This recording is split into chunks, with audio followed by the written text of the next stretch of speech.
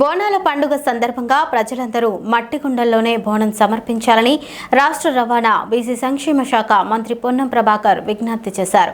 పర్యావరణ పరిరక్షణతో పాటు తెలంగాణ సాంప్రదాయాలను కాపాడటం, కుమ్మరుల చేతి వృత్తిని ప్రోత్సహించడం ప్రతి ఒక్కరిని బాధ్యత అని ఆయన పేర్కొన్నారు. హైదరాబాద్ లోయర్ ట్యాంక్ బండ్లో తెలంగాణ రాష్ట్ర కుమ్మరి సంఘం ఆధ్వర్యంలో నిర్వహించిన బోనాల జాతరలో దేవాదాయ శాఖ మంత్రి కొండా సురేఖ, ఎమ్మెల్యే వీర్లపల్లి శంకర్తో కలిసి అమ్మవారికి బోనం సమర్పించారు. ఈ సందర్భంగా బోనాల పండుగ తెలంగాణ సంస్కృతికి ప్రతీక అని, ఈ ఏడాది ఉత్సవాలను ఘనంగా నిర్వహించేందుకు ప్రభుత్వం ప్రత్యేక ఏర్పాట్లు చేసిందని మంత్రి కొండా సురేఖ తెలిపారు. ప్రజలందరూ సాంప్రదాయబద్ధంగా కుమ్మరులు తయారు చేసిన మట్టి కుండల్లోనే బోనం సమర్పించి ఆచారాన్ని కొనసాగించాలని ఆమె పిలుపునిచ్చారు.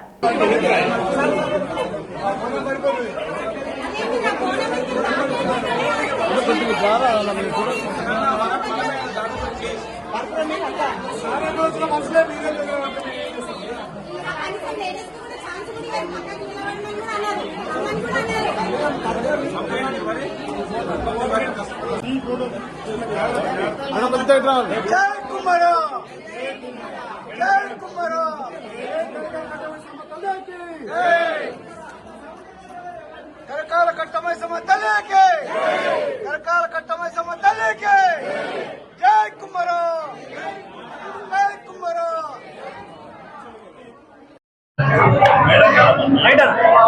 బోనాలు అంటేనే కుండ ప్రకృతి మట్టితో తయారయ్యే బోనముతోటి అటు పర్యావరణాన్ని ఇటు కుల వృత్తిని ప్రోత్సహించినట్టుగా ఉండడానికి తెలంగాణ బోనాల సందర్భంగా ఈరోజు కుమ్మరులంతా మట్టి బోనాన్నే వాడాలి అనేటువంటి నినాదంతో లోయర్ ట్యాంక్ బండ్లో పెద్ద ఎత్తున మట్టి కుండల బోనాలు చేస్తున్నారు.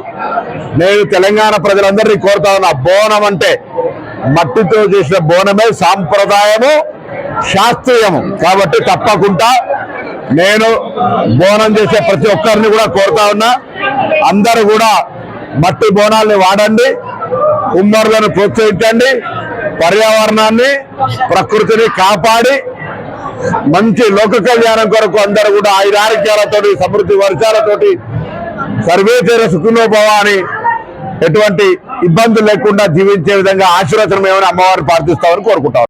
ఈ రోజు మన గోల్కొండ నుండి ఆషాఢ బోనాల ఉత్సవాలు హైదరాబాద్ లో రంగరంగ వైభవంగా ప్రారంభించడం జరిగింది. మన ముఖ్యమంత్రి గారు పూర్తి సహకారం అందించి కావలసినంత ఆర్థిక బలాన్ని కూడా మాకు ఇచ్చి మరి హైదరాబాద్ అంతా కూడా పెద్ద ఎత్తున బోనాలు జరుపుకునే అవకాశం కల్పించారు.